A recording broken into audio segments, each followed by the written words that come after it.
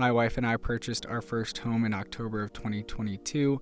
For the first few months, I did have my desk out in a common area, and my wife took one of these small bedrooms for her office. So about a year ago, I decided to move my office out to this garage, and I've absolutely loved it. However, there's a couple issues and a couple things I really wanted to address.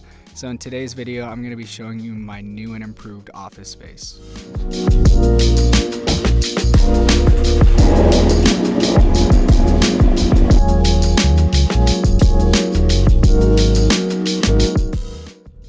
Alright, we made it at IKEA. I'm gonna head in there and pretty much get everything that I need, and I'll see you when we get back.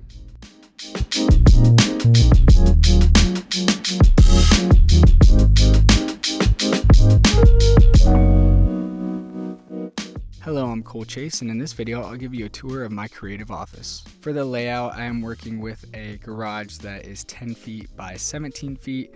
So that gives us roughly 170 square feet to work with. As far as limitations go, I do have 2 standard doors, as well, of course, the garage door itself. My goal for my office was to create a well-rounded space for me to work, film, and create in. I decided to paint the walls white, as well as painting the floor a nice neutral gray. I am pretty far from a painting expert, but I'm happy with how things turned out.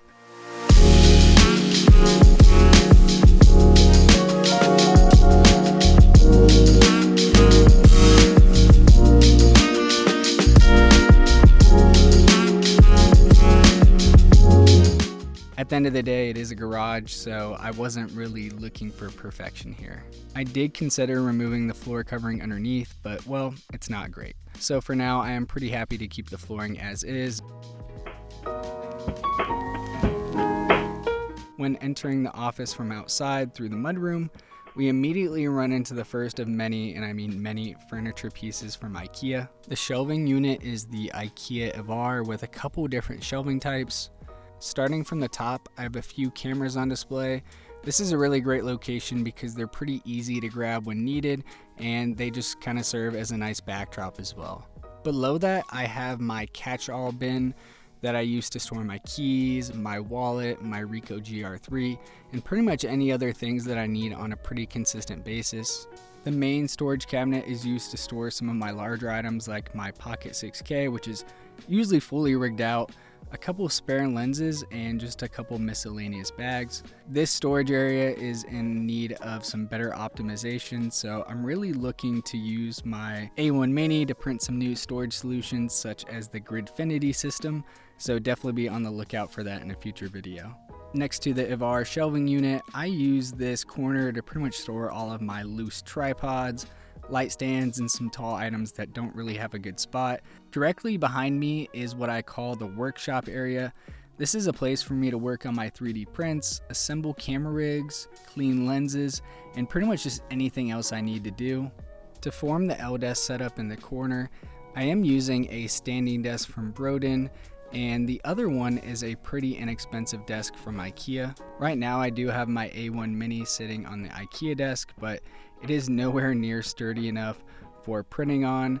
On the other desk surface, I have this large cutting mat. While serving as a great surface to film with, this mat is also used for cutting on and protecting the desk when I need to solder. I just recently got into 3D printing, and with that, I needed a good soldering iron for any of my integrated electronic projects. I decided to pick up this cheap kit on Amazon for $50. I have only used it a handful of times, but it's pretty on par with what I remember using in college. I do have a simple IKEA shelf that I have a couple cameras on, and then you'll also notice the mini split on the opposite corner. If you're looking to convert an unconditioned space to a nice cozy room, I would definitely recommend the Mr. Cool DIY mini split.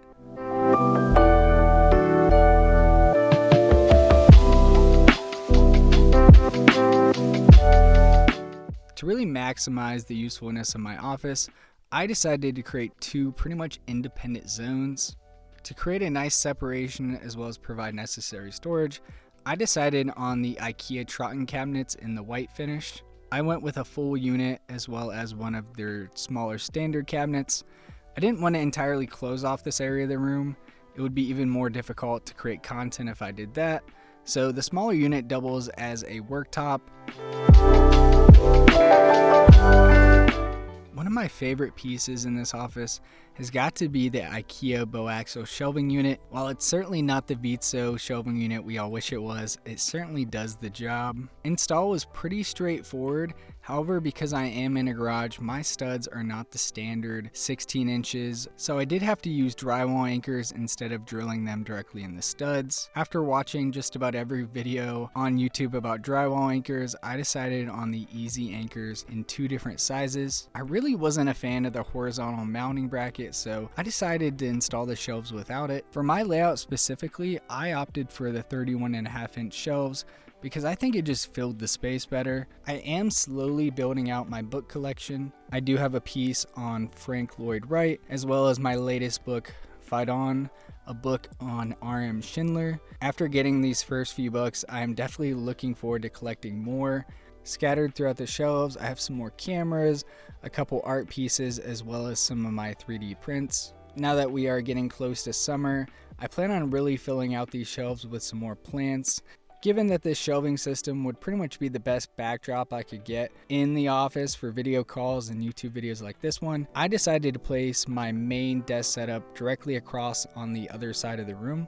The main feature of this side of the room has got to be my new standing desk from FlexiSpot. It has these really nice white legs and bamboo worktop that I just absolutely love. The desk itself is 60 inches by 30 inches, which is quite a bit larger than my last one, so it does take up the majority of the wall space that I'm working with over here. I did consider putting this new desk in the makerspace portion of the office, but I ultimately decided against it. Since I do work from home every day, I really wanted to be able to use the shelving system as a backdrop, as well as really cash in on the larger area that I'm able to work with on this side of the room.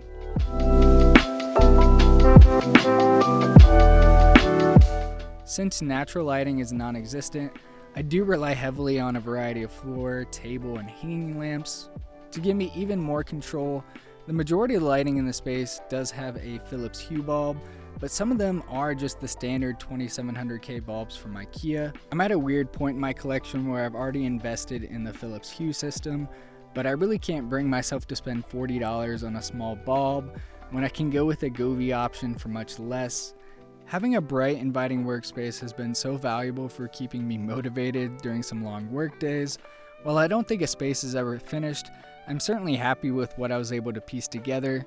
I did leave out a few items because I have a couple interesting videos coming up on the channel, so subscribe if you'd like to follow along and see kind of what's next for me in my space. If you made it this far in the video, I just really want to thank you for watching and have a blessed rest of your day.